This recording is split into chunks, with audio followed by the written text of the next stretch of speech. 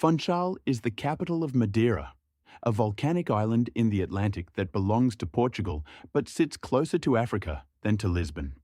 An island of green cliffs that fall into the sea, of steep streets that rise and descend without pause, of people who learned to live with what the land and the ocean provide, which is not always much.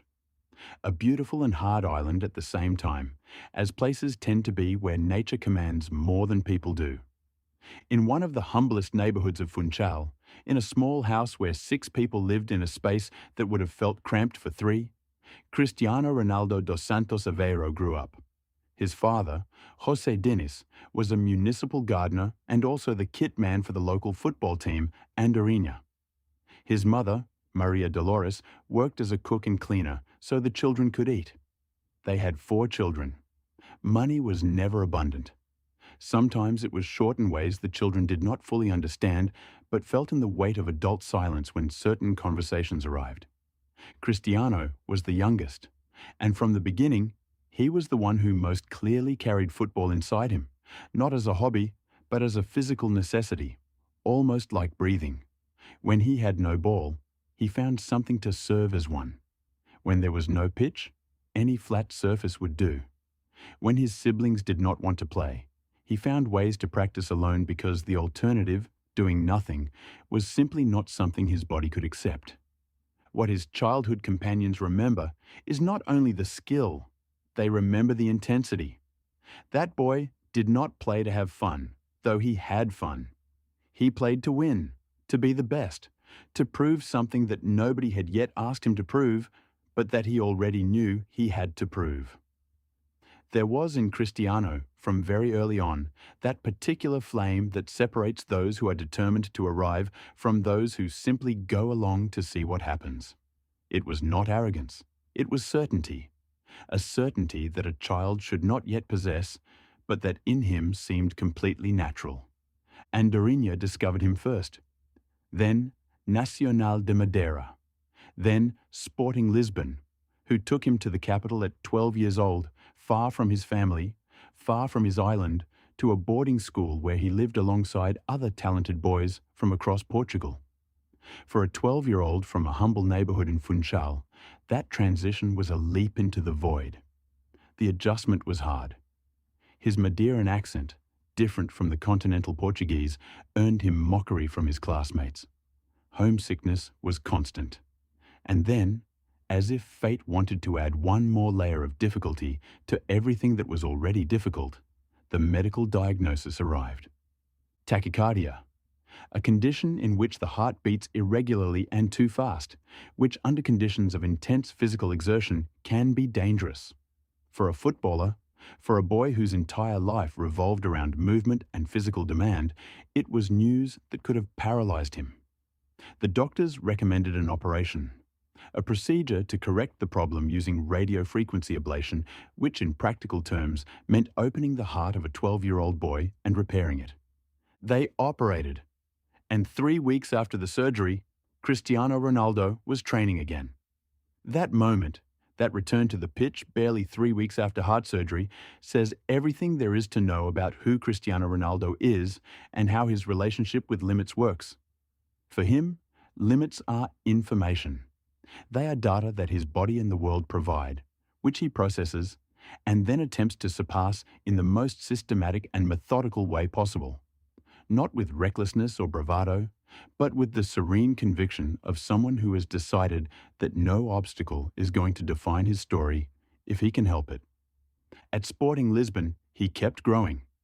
His performances in the youth team were so striking that he soon began training with the first team, and in August 2002, at 17 years old, he made his debut in the Portuguese league.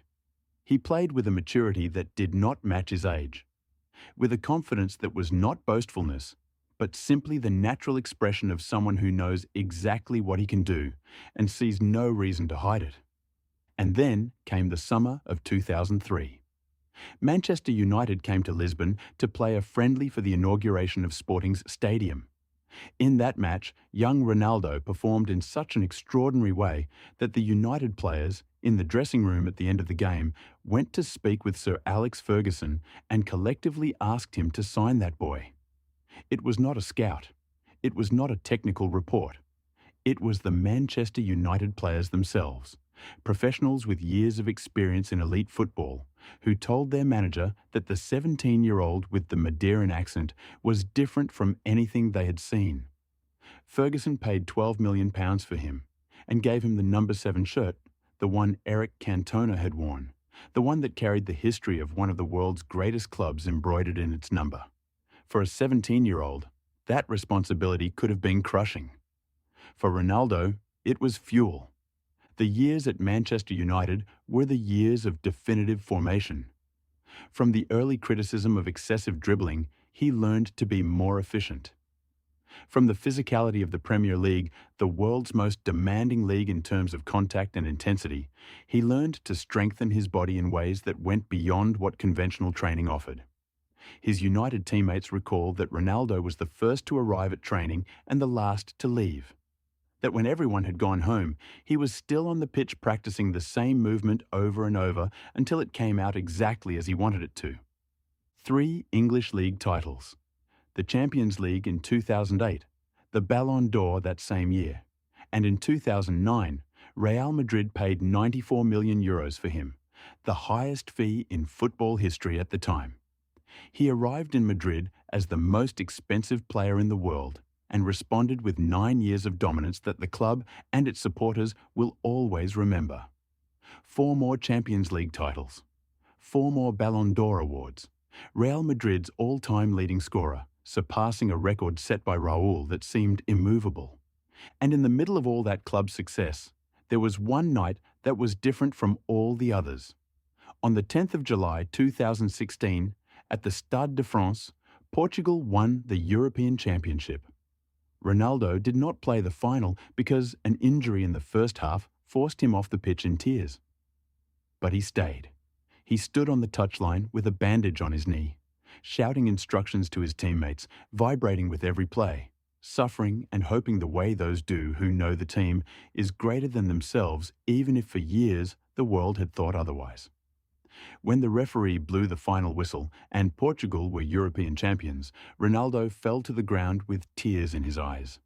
Not of sadness, of a joy that could not fit inside the body. Then came Juventus, the return to Manchester United, and finally Saudi Arabia, where he plays today at Al Nassr at 39 years old, still scoring goals with a regularity that defies any reasonable prediction about what the human body can do beyond the age of 35. The recovery routines, the fragmented sleep in multiple periods to maximize rest, the nutrition calculated to the gram, the physical training that has no comparison in professional football. None of that is an accident. It is a system that Cristiano built over more than 2 decades, brick by brick, with the patience of someone who knows that greatness cannot be improvised. In the Portuguese national team, Ronaldo remains the captain, the reference point, the all-time leading scorer in the history of the national team and in the history of World Cups, with more than 130 international goals. Nobody in football history has scored more times for their national team. It is a record that he himself sometimes seems surprised to hold and at other times seems to carry as the most natural thing in the world. The 2026 World Cup is possibly his 6th. He is 40 years old at that tournament. And the debate about whether he should still be there, about whether it makes sense for a 40-year-old to compete in the most demanding tournament on the planet, is a debate he answers himself every week with performances that embarrass those who doubted him. Portugal has a generation of extraordinary players: Bruno Fernandes, Rafael Leão, Bernardo Silva, Diogo Jota, talents who in any other era would have been the undisputed protagonists of the national team. But while Ronaldo is there, everyone knows he remains the reference. Not because the others are not at his level, but because there is something in the way Cristiano Ronaldo understands big matches, decisive moments, the pressure of representing a country on the world's greatest stage that continues to be unique. A boy who cried because he was not put in the lineup. A teenager who had heart surgery and returned to the pitch 3 weeks later. a player who convinced his own opponents to ask for him to be signed. A man who at 40 years old continues scoring goals in professional football as if time was simply another opponent in a race he intends to win. This is the story of Cristiano Ronaldo. And the most extraordinary thing of all is that nobody, not even he himself, yet knows when it is going to end.